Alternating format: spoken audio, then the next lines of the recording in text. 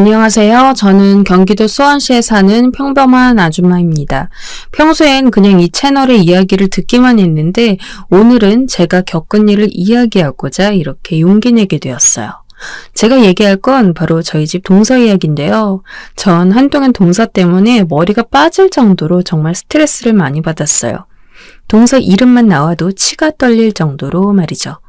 그러다 얼마 전 참다 그런 동서에게 제 나름 사이다를 날려줬는데 속이 뻥 뚫린 것처럼 너무 시원한 거 있죠?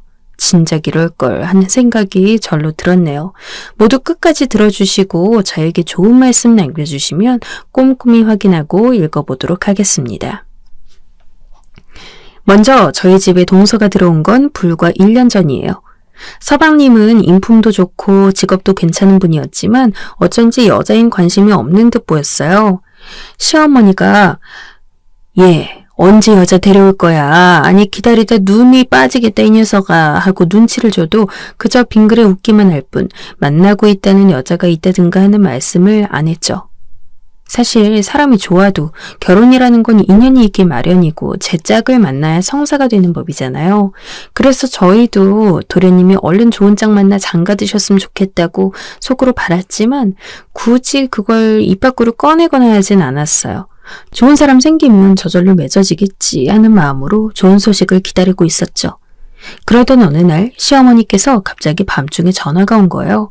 이런 일은 별로 없던지라 저도 남편도 놀라서 어리둥절하다가 전화를 받았는데 우리 둘째가 드디어 여자를 데려온댄다. 결혼할 처자래 하고 기쁜 목소리로 말씀하시는 겁니다. 정말요? 상민이가요? 이 녀석 웬일이래. 알겠어요. 주말에 시간 내서 들릴게요. 얼떨결에 전화받은 남편이 제게 이 소식을 전해줬고 저도 드디어 도련님이 좋은 여자 만났구나 하는 생각이 들어 기분이 좋았어요. 예비 동서가 어떤 사람일지 궁금하기도 했고요. 그러다 동서 오는 자리에 가족이 다 모이길 원하는 시어머니 말씀에 저는 동서를 처음 만나게 됐죠. 기대를 갖고 본 동서의 첫인상은 뭐랄까 굉장히 활달하고 애교도 많은 사람 같았어요. 형제 관계로 치면 막내 여동생 같은 느낌이었죠. 안녕하세요, 어머님. 얘기 많이 들었어요. 진작 들렀어야 됐는데 이제 와서 죄송해요. 어머나, 이거 다 어머님이 준비해 주신 거예요? 맛있겠다. 감사해요. 잘 먹을게요. 말투마다 싹싹함이 배어있던 동서는 시어머니가 차려놓은 저녁상이 너무 맛있다며 반찬마다 고루고루 칭찬을 쏟아붓는데 대단하다는 생각도 들면서 저절로 집안 분위기를 환하게 만드는 모습이 보기 좋았어요. 시어머니는 이미 그런 동서를 아주 마음에 들어하는 눈치였죠. 거기다 동서 직업이 초등학교 교사라고 하니 교육자 집안의 딸이 우리 집에 들어왔다며 좋아하셨어요. 저희 엄마 아빠도 다 선생님이셨어요. 심지어 할아버지까지요. 그러다 보니 저도 자연스레 선생님이 된 것 같아요. 엄마 아빠가 학생들 가르치는 모습이 참 좋아 보였거든요. 아이고, 그래서 이렇게 말하는 게 점잖고 이쁜 모양이구나. 감사해요, 어머님. 당신 예비동서였지만 동서는 이미 저희 집안의 오래된 며느리처럼 집안일도 잘 거들었고 워낙 행동들도 싹싹했던지라 어쩐지 저희 가족 같은 느낌이 들었어요. 그래서 저도 그날 동서와 편하게 얘기를 나눴고 내심 동서가 하루빨리 우리 집안의 며느리가 됐으면 좋겠다는 생각이 들었네요. 동서는 결혼 후 저희 집에 들어온 이후로도 변함없는 모습을 보여줬는데요. 저에게도 형님, 갈수록 더 젊어지시는 것 같아요. 형님은 어쩜 그렇게 얼굴이 동안이세요? 나도 형님처럼 예뻤으면 소원이 없겠어요. 형님, 그나저나 영화 좋아하세요? 제가 마침 영화표가 생겼는데 보러 갈 사람이 없네요. 시간 괜찮으시면 영화 보면서 같이 데이트할까요? 하면서 먼저 다가와 줬어요. 전 바쁜 부모님 아래에서 외동으로 자란지라 늘 여동생이 있으면 좋겠다는 생각을 자주 했거든요. 그래서인지 먼저 저에게 다가와 애교를 부리는 동서가 무척 고맙고 저도 좋은 게 있으면 가족들 모이는 날 동서를 챙겨준다든가 하는 식으로 호감을 표시했어요. 동서, 이거 제주도 여행 갔던 지인이 감귤 초콜릿이라면서 2박스 사왔는데 내가 단 걸 별로 안 좋아해서 동서 저번에 보니까 단 걸 잘 먹길래 가져갈래? 어머, 너무 맛있겠다. 형님, 역시 저 생각해주는 건 형님밖에 없어요. 잘 먹을게요. 동서가 싫어할까봐 걱정했지만 동서는 대단한 물건을 받은 것처럼 고마워했고 늘 제가 무엇을 주든 그랬어요. 사실 동서와 갈등이 있는 친구들도 주변에 있던지라 저도 내심 처음엔 걱정했는데 친구들 만나면 언젠가부터 동서 자랑을 할 정도로 사이가 좋아졌죠. 우리 동서는 정말 사람이 이쁘고 선해. 초등학교 교사라 그런가? 아이들과 같이 있는 시간이 많아 그런지 어쩔 땐 사람이 아이같이 맑고 순수할 때가 있는데 그런 모습에 참 정이가. 제가 이런 얘기를 친구들한테 하면 친구들은 다들 퍽 놀라는 눈치였죠. 가족끼리 이렇게 친할 수 있다는 사실이 친구들에겐 꽤 놀라웠나 봐요. 하기야 저도 동서와 이렇게까지 사이가 진전될 줄은 몰랐으니 친구들 반응도 이해가 갔어요. 게다가 동서가 마침 저희 집 근처에 살아 서로 왕래하는 일이 잦았거든요. 그러던 어느 날 동서가 제게 형님과 단둘이 데이트하고 싶다며 근처 맛있는 디저트 카페가 있다고 같이 가자 제안을 했어요. 형님, 거기가 케이크도 맛있고 커피도 무지 맛있대요. 간만에 저희 둘이서 오붓하게 커피 마시면서 수다 떨어요. 드릴 말씀도 있고요. 아, 그럴까? 나도 마침 애들 학원 보내서 적적하던 때였는데. 잘됐다. 그럼 준비하고 나갈 테니까 조금 있다가 봐, 동서. 전 가정주부였고 동서는 교사였기에 저희가 만날 수 있는 시간은 평일 저녁이나 주말이었는데 서로 주말의 편을 종종 주말에 커피타임을 가졌어요. 그날도 동서와 커피 한잔 마시며 이런저런 얘기를 하고 있었죠. 그런데 동서 낯빛이 그날따라 별로 안 좋았어요. 물어보니 동서는 기운이 잔뜩 빠진 목소리로 속사정을 털어놓았죠. 학교에서 아이들 돌보는 게 사실 스트레스가 많아요.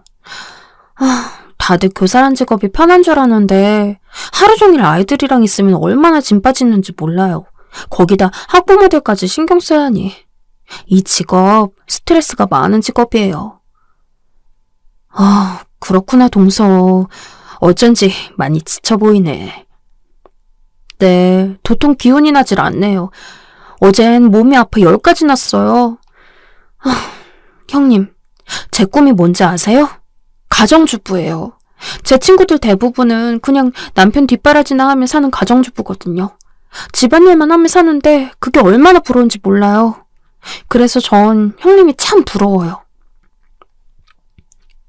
그거야 그렇지. 근데 가정주부라 해도 의외로 신경 쓸 일이 많아. 애가 없으면 편하지만 애가 있으면 애 교육도 신경 써야 하고 남편도 내줘야 하거든. 그래도 밖에서 일하는 사람만 할까요? 형님은 여자가 밖에서 일하면서 받는 스트레스가 얼마나 큰지 몰라요. 그날은 평소와 달리 동서와 대화가 잘 흘러가지 않았어요. 동서는 어쩐지 가정주부인 제 처지를 굉장히 편하고 안락하게만 생각하는 것 같았고 저도 그런 동서 생각이 좀 불편했어요. 하지만 동서도 스트레스가 심하니 저에게 이런 푸념을 늘어놓는구나 싶어 그대로 넘어가게 되었는데요. 그러던 어느 날 저희 집에 크다면 크다고 할 수 있는 일이 하나 생겼어요. 바로 시어머니께서 저희를 불러 재산에 대한 이야기를 하신 거였는데요. 시아버지가 돌아가시고 난 후 홀로 살아오셨는데 동서도 이 집안에 들어왔고 어머님 본인도 몸이 아프시니 이제는 재산을 분배해도 좋을 것 같다는 말씀이셨죠. 아무래도 몸이 아프고 주변에서 갑작스레 돌아가시는 분들 이야기도 듣다 보니 마음이 조금 조급해지신 것 같았어요. 네 아버지 유언이 있었으니 난 거기에 따라 처리하려 한다. 물론 내 생각도 네 아버지랑 같고 장남인 너희 부부에게 강남에 건물을 주고 둘째 내에겐 너희 아버지가 갖고 있는 땅을 하나 주려고 해. 자그마한 땅이긴 하지만 너희가 어떻게 쓰느냐에 따라 수익을 낼 수도 있어. 허니 이 재산 잘 불려서 살아봐라. 사실 아버님께서 살아계실 적 저희에게 건물을 주고 서방님에겐 땅을 준다는 얘기를 하긴 했어서 전 이미 어느 정도 예상은 했죠. 근데 동서는 처음 듣는 얘기다 보니 조금 어리둥절해했어요. 땅에 대해서도 잘 모르고 있었고요.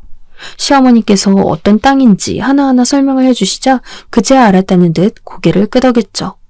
그런데 저는 그게 동서에게 불만이 될 거라고는 생각하지 못했어요.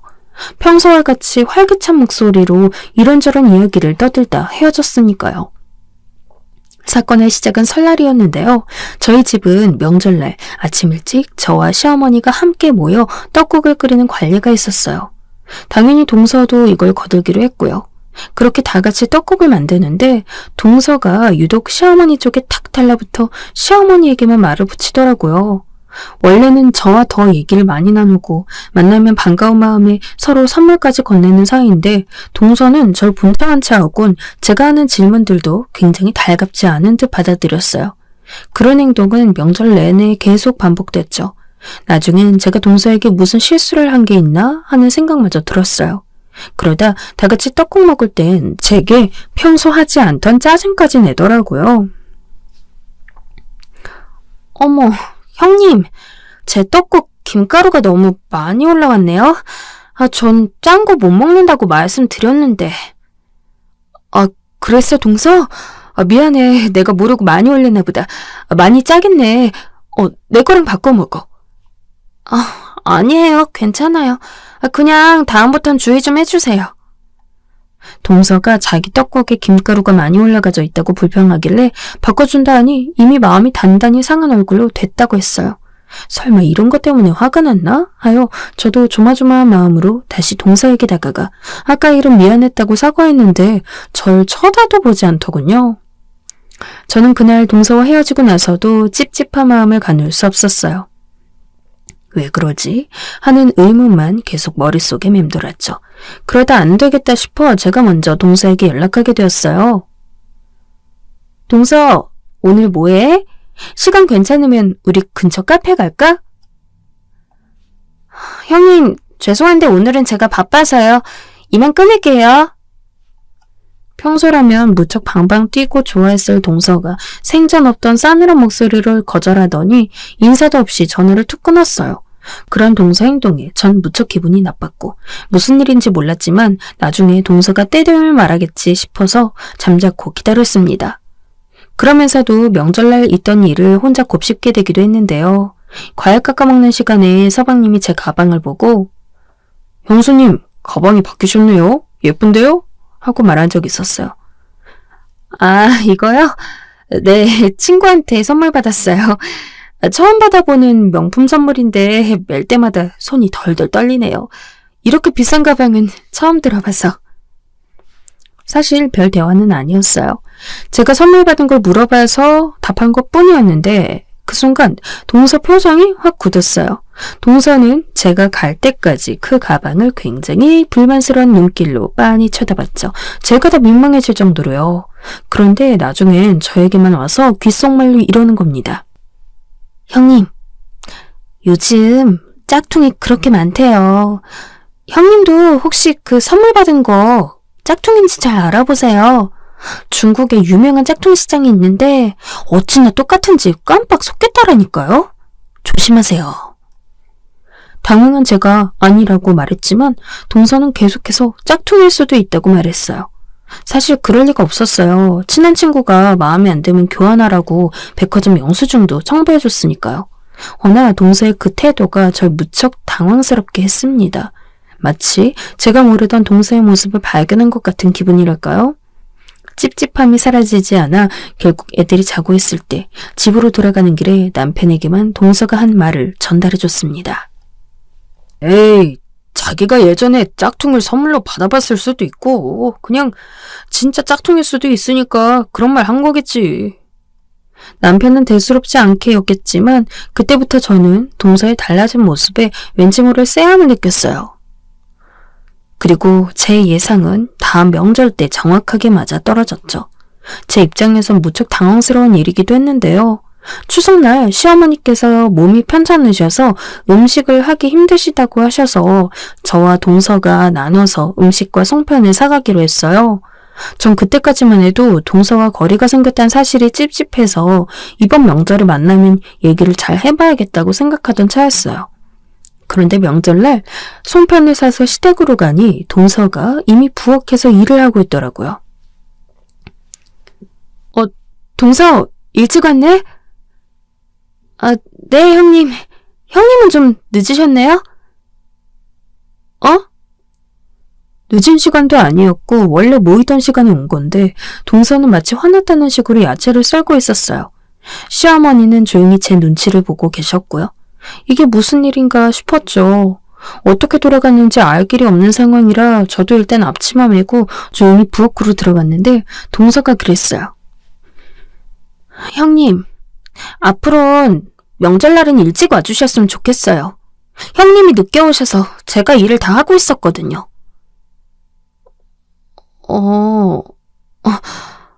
우리 이번 명절엔 음식 사오기로 하지 않았나? 난 어머님께 그렇게 전달 들었는데. 형님, 그걸 고지고대로 믿으세요? 어머님이 말만 그렇게 하신 거지 당연히 저희가 일하시길 바라는 거 모르세요? 밖에서 음식 사 먹는 거 가뜩이나 안 좋아하시는데 명절날까지 사 먹는 걸 좋아하시겠어요? 저는 순간 할 말을 잃었습니다. 근데 시댁살이는 제가 더 많이 하지 않았겠어요? 시어머니는 제가 더 잘 알지 않겠냐고요. 저희 시어머니 그런 걸로 며느리 탓하실 분도 아니시고 빈말로 음식 사오라는 소리 하실 분도 아닙니다. 동서가 단단히 착각한 듯 했죠. 그래서 저는 아니라고 차분하게 설명을 해주려 했어요. 그런데 동서는 이미 제 말은 들을 생각도 않고 완전히 혼자 삐져선 귀 닫고 요리만 하더군요. 그런 동서의 모습에 저도 답답함을 느껴서 그냥 한숨만 푹 쉬곤 일만 했습니다. 부엌 일을 하면서도 동서와 내 사이가 왜 이렇게까지 됐을까 말로 풀면 풀릴 일인데 왜 혼자 생각하고 결정짓는 건지 동서를 이해할 수 없었죠. 그리고 다 같이 둘러앉아 간단히 밥 먹으려 상을 차리는데 그때는 언제 그랬냐는 듯 또 활기차게 말을 이어갔어요. 제 앞에선 온갖 표정 다 구기고 앉아있더니 시어머니 있는 자리에선 자기 직장에서 일어난 일, 집에서 생긴 일들을 말하며 끊임없이 웃어댔어요. 마치 제 앞에 있는 동서가 이중인격 같았어요. 저는 밥이 코로 들어가는지 목으로 들어가는지 모른 채 주섬주섬 밥알을 넣었고 맞은편에 있는 동서를 바라보며 얼른 이 시간이 지나가길 바랐습니다. 시어머니는 나중에 동서에게만 따로 수고비를 주시며 아침부터 일해줘서 고맙다는 말씀을 하셨죠. 아가, 네가 고생이 많았다. 근데 이제부턴 일하지 않아도 돼. 나도 허리가 아파서 음식을 못하니까. 니네만 시키기 미안해서 그래. 아니에요, 어머님. 제가 좋아서 한 일인데요. 어머님이 맛있게 드셨으면 됐어요. 다음에도 저희끼리 음식할게요. 형님도 괜찮으시죠? 그럼 괜찮고 말고. 네. 여러분도 눈치채셨겠지만 황당했던 부분은 바로 이거였어요. 동서가 제게 어떤 상의 없이 시어머니에게 앞으로 음식은 저희가 새벽부터 와서 하겠다고 한 거예요. 동서는 상의할 생각도 없어 보였어요. 그 후 명절날은 저희끼리 음식을 하게 됐는데 그때부터 저와 동서의 갈등은 크게 심화되기 시작했습니다. 명절 당일 동서가 새벽부터 저에게 전화를 걸어 이런 말을 한 게 사건의 불씨였는데요. 형님은 주부시니까 시간이 많이 남잖아요. 그러니까 저보다 좀 더 일찍 오셔서 이것저것 준비해주세요. 장도 형님이 봐주실 수 있죠? 제가 목록 보내드릴 테니까 이대로 빠짐없이 다 사와주세요. 그럼 부탁 좀 드릴게요. 하고 끊은 겁니다. 갑자기 난데없이 장을 보라고 하며 일찍 준비하라고 하는 그 말에 전 얼떨떨했고 화가 났어요. 다시 동서에게 전화를 걸었지만 동서는 전화를 받지도 않았고요. 결국 일단 장을 보고 시댁에 들어가게 됐는데요. 역시나 동서는 없었고 시어머니 혼자 불편한 몸으로 국을 끓이고 계셨습니다. 왔구나 아가. 이것 좀 도와다오. 네 어머님. 쉬고 계세요. 제가 할게요. 시어머니는 제가 오자 조금 쉬러 가셨고 저는 시어머니를 부엌에서 내보낸 뒤 음식을 만들기 시작했어요. 한두 명 사람 걸 만드는 게 아니었기 때문에 음식 준비는 꽤 많은 시간이 걸렸죠. 솔직히 그 많은 음식을 다 하려니까 저도 힘이 많이 들었습니다. 동서가 와야 좀 편할 텐데 동서는 올 기미도 안 보였죠. 제가 땀을 뻘뻘 흘리며 이것저것 준비하고 거의 음식 준비가 막바지에 이르러서야 느지막이 동서네가 도착했어요. 동서는 늦어서 미안하단 말도 없이 부엌에 와선 제가 만든 음식들을 맛보기 시작했고 이건 간이 짜네 맞지 않네 하며 음식에 대한 평을 했어요. 그러면서 하는 말이 형님, 음식이 대체로 맛있긴 한데요. 간이 안 맞는 음식들이 좀 있네요. 주부이신 형님에게 이 정도 음식은 어려운 수준이 아닌데 왜 이렇게 만드셨어요? 였어요. 거기서 저는 폭발을 해서 동서에게 한마디 하고 말았죠. 동서, 지금 늦게 와놓고 그게 나한테 할 말이야? 우리 아침에 만나기로 하지 않았나? 형님, 뭐 이런 걸로 혼자 예민하게 굴고 그러세요. 참 이상하시네. 저 어제 일하느라 너무 바빴어요. 그래서 오늘 아침에 일어나기 어려울 것 같아서 형님에게 좀 부탁 좀 드린 건데 그게 그리 싫으셨어요? 뭐라고? 난 지금 그 말을 하는 게 아니잖아. 늦었으면 미안하다는 말을 하든가 그런 말 하나 없이 부엌에 들어와서 만들어 놓은 음식에 안 좋은 소리만 늘여놓으니 하는 말이잖아. 제가 왜 형님에게 미안해야 하죠?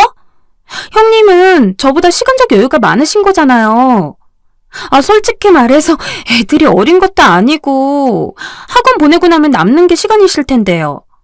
전 일하는 사람이니 이런 휴일날은 조금이라도 잠을 자야 한다고요. 그래서 부탁드린 건데 그 정도도 이해 못 해주세요?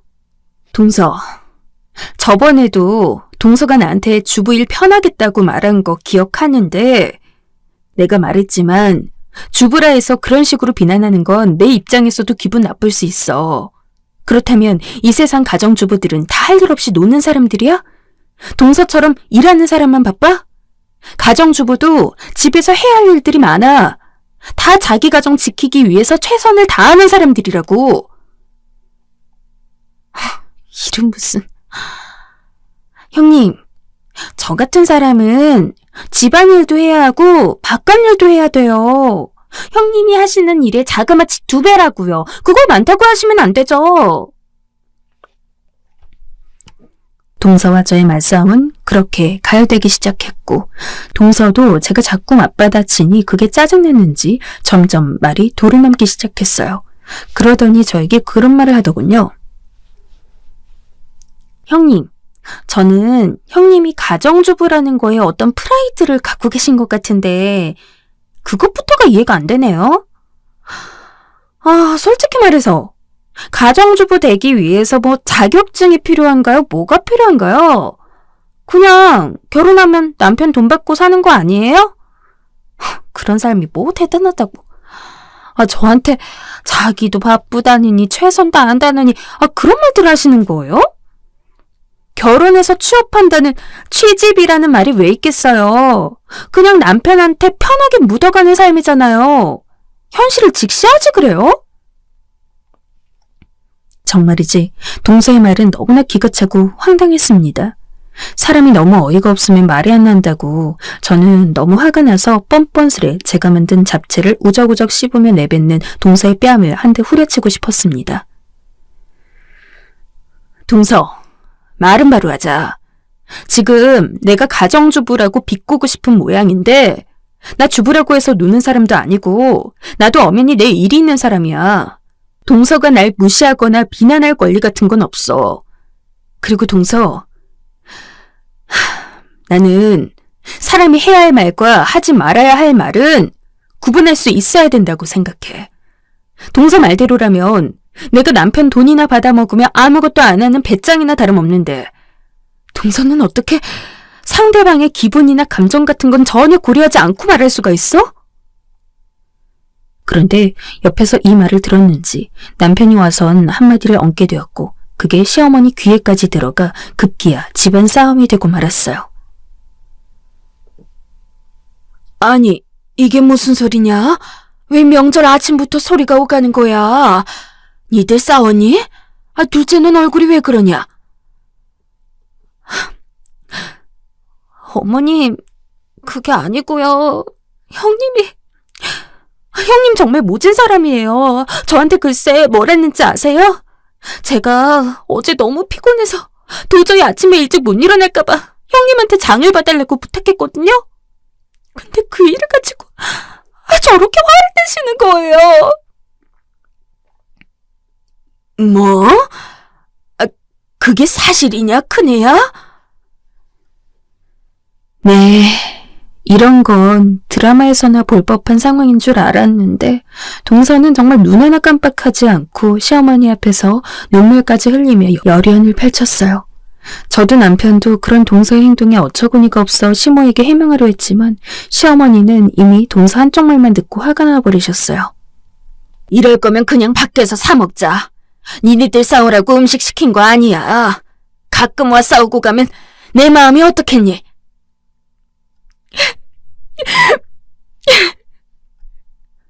그렇게 그날의 명절은 가족 간의 서로 오해와 상처만 남은 채 끝나버렸고 저도 괜히 서글픈 마음에 눈물이 나서 엄마에게 전화를 하여 하소연하다가 잠들었네요. 남편이 비록 제 마음을 알고 옆에서 위로해주긴 했지만 그런다고 마음이 풀리지도 않았어요.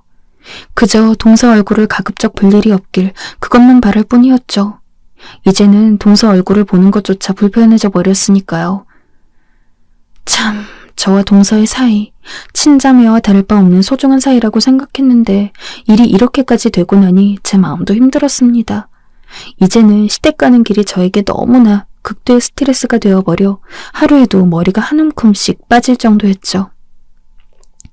종종 서방님이 그런 저희의 상황 때문에 전화를 하여 외려 죄송하다는 말을 전하긴 했지만 고맙긴 해도 위로가 와닿지도 않았어요. 그저 동서를 이해할 수 없었고 나중에 서방님으로부터 동서가 자기 부부가 재산을 덜 받게 되니 그게 화가 나 괜히 형수님께 그런 것 같다는 말을 들었을 때야 저에게 왜 그랬는지 이해하게 되었죠. 그러다 시어머니의 생신날 사건이 하나 크게 터지고 말았는데요. 지금도 이 사건을 생각하면 좀 가슴이 두근두근해요. 시어머니는 생신 전 저희를 불러 미리 이번 생일은 간단히 외식하고 끝내자고 말씀하셨어요. 아무래도 저희가 음식 준비하면 또 2번 힘드니 그렇게 하시자고 결정을 내리신 것 같았죠. 그리고 오늘은 저도 동서가 무슨 행동을 하든 참기로 했어요. 시어머니의 부탁이 있었기 때문이었죠. 요즘 너희 둘이 사이 안 좋은 거 알고 있다. 허나 이번만큼은 제발 좋게 넘어갔으면 좋겠구나. 큰애 니가 그래도 윗사람이니 날 봐서라도 전처럼 사이좋게 지냈으면 싶구나. 네, 걱정 끼쳐드려 죄송해요. 알겠습니다, 어머니. 시어머니께서도 계속 신경이 쓰이셨는지 절 따로 불러 그런 부탁까지 하셨고 저 또한 시어머니 생일을 저희 간의 일로 망치고 싶지 않았어요. 그래서 무슨 말을 들어도 못 들은 척 넘겨버리려 했죠. 그런데 그날따라 동서는 시어머니 앞이라 그런지 저에게 날선 태도를 보이지도 않았고 외려 저에게 잘해주려 했어요. 그것마저 얄미웠지만 저도 남편도 포크페이스를 유지한 채 묵묵히 식사만 했습니다. 그리고 생일 선물을 각자 전달하는 시간이 다가왔는데요. 저희는 늘 그랬듯 용돈을 챙겨드렸고 저희 애들은 스킨로션 같은 화장품을 시어머니에게 드렸어요. 아이고 우리 새끼들 고맙구나. 잘 쓰마. 비록 비싼 화장품은 아니었지만 어머님은 손주들의 선물을 무척 흐뭇해하셨죠. 또 저희 아이들은 할머니께 이런저런 자랑을 했어요. 학교에서 수학시험 100점 맞은 거라든지 상장 받은 걸 얘기했고 시어머니도 들으며 흐뭇해했죠. 분위기는 다른 때와 달리 화기애애했고 물론 동서의 표정은 좋지 않았지만 그것만으로도 좋았습니다. 그런데 그렇게 집에 돌아와 잘 준비하고 애들을 씻기고 있는데 저희 둘째 애가 충격적인 이야기를 전했어요. 그 일로 남편은 버럭 화를 내며 동서 욕을 했고 전 단단히 화가 나 동서에게 전화를 걸게 되었죠. 동서, 나 할 말이 있는데 오늘 시간 좀 되면 보지?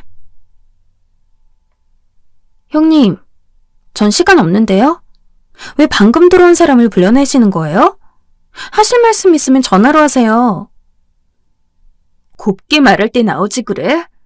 지금 나도 이도 화가 아주 많이 났으니까. 옆에서 남편까지 동서에게 소리치니 동서는 어쩔 수 없다는 듯 나왔어요. 하지만 앞에 앉아있으면서도 자기가 왜 여기 불려왔는지 모르는 얼굴로 절 쳐다봤죠. 동서, 우리 애들한테 한 말을 방금 전해 들었는데 말이야. 동서가 우리 애들한테 그랬다며? 내가 고졸이라서 지식이 짧을 테니 모르는 건 동서한테 물어보라고. 지금 그게 어른으로서 할 말이야?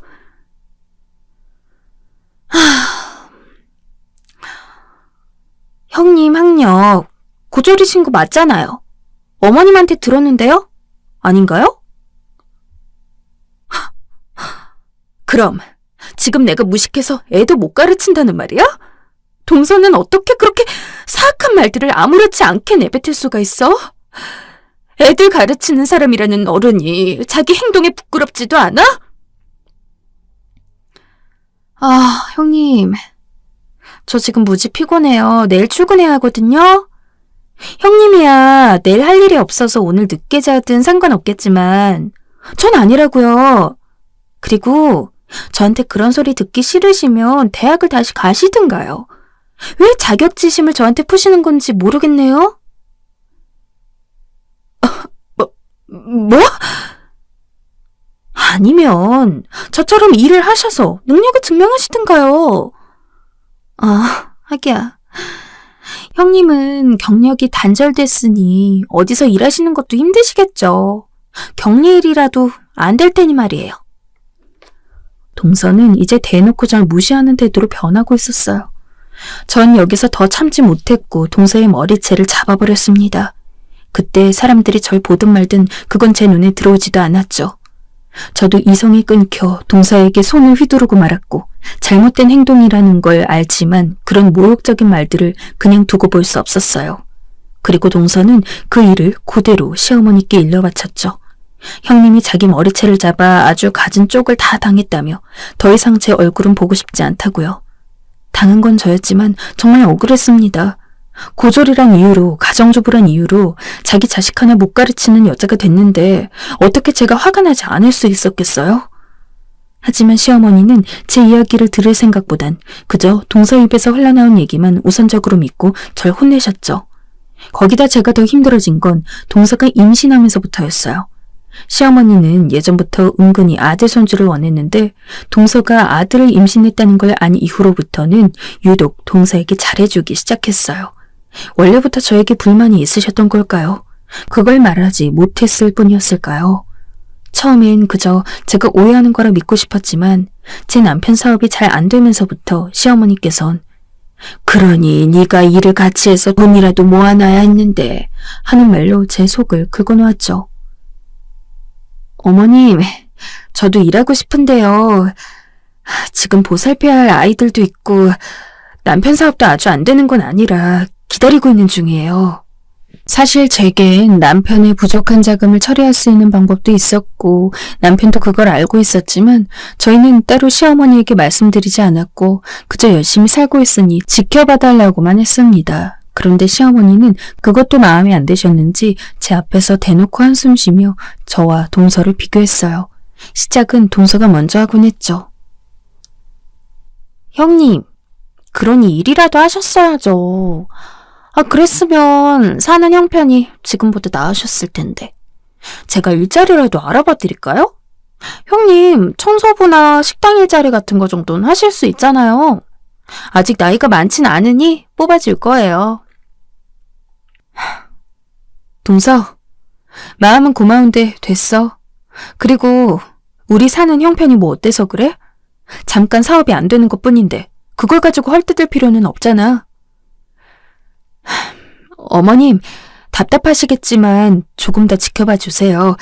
그 일 반드시 일어날 거예요. 저도 믿고 있고요. 저희끼리 잘 헤쳐나가 볼게요. 에휴, 그게 언제 된다니. 언제까지 기다려야 하냔 말이다. 네 동서는 열심히 일해 돈을 모아놨으니 둘째 애가 잠깐 직업을 잃는다 해도 생계에 문제가 없는데 너네 사정은 다르지 않니? 어머님 말 틀린 거 없었어요. 하지만 사람이 힘든 상황에서 남편 앞에서 제 앞에서 굳이 그런 말 할 필요 있었을까요?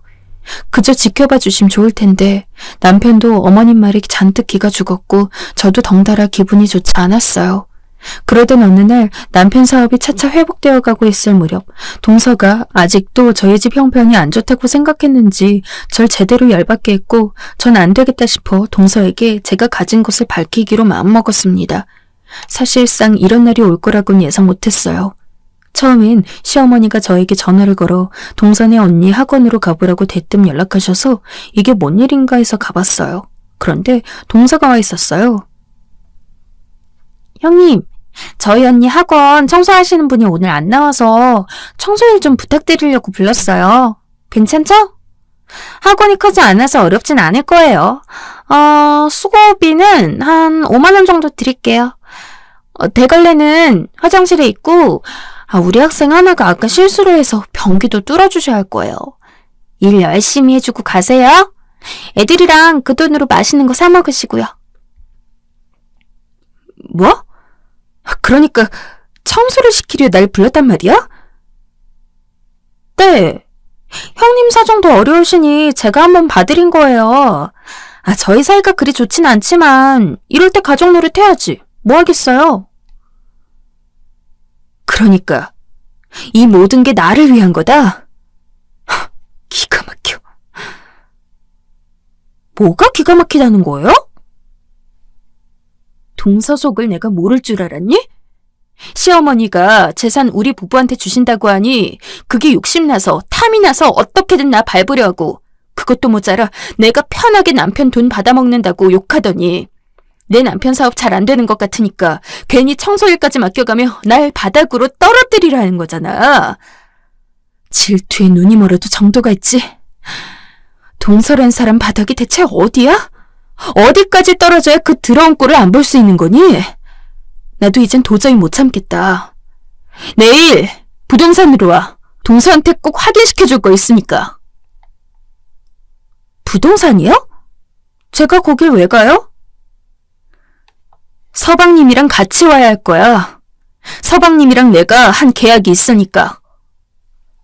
동서는 계약이 뭔지 물었지만 전 아무 말 하지 않고 뒤를 돌아 집으로 온 후 남편에게 제 계획을 전달했어요. 사실 이런 일이 있기 전까진 공개하고 싶지도 않았고 알리고 싶지도 않았지만 전 이제 내세울 건 내세워야 마음이 편하겠더라고요. 다음날 서방님은 난감한 얼굴로, 동서는 여전히 불쾌한 표정으로 절 쳐다보고 있었어요. 바쁜 사람 왜 불러내세요? 동서한테 꼭 알려주고 싶은 게 있어서 말이야. 그래서 불렀어. 알려줄 거요? 그게 뭔데요?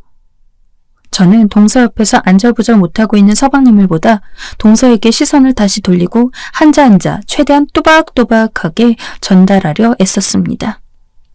나는 동서, 일을 못하는 게 아니고 안 했던 거야. 자, 두 눈으로 확인해봐. 이게 형님이 왜 이 건물을 다 갖고 계신 거예요? 내가 월세로 2천 버는데 너같이 불쌍하게 일을 왜 하니? 진짜 여기서 불쌍한 사람이 누군지 모르겠어? 동서는 제가 내민 등기에 그야말로 사색이 되었어요. 형님, 이게 진짜예요? 서방님과 나 사이에 계약이 있었다고 말했지? 최근에 서방님 가게가 내 건물로 들어오기로 했어.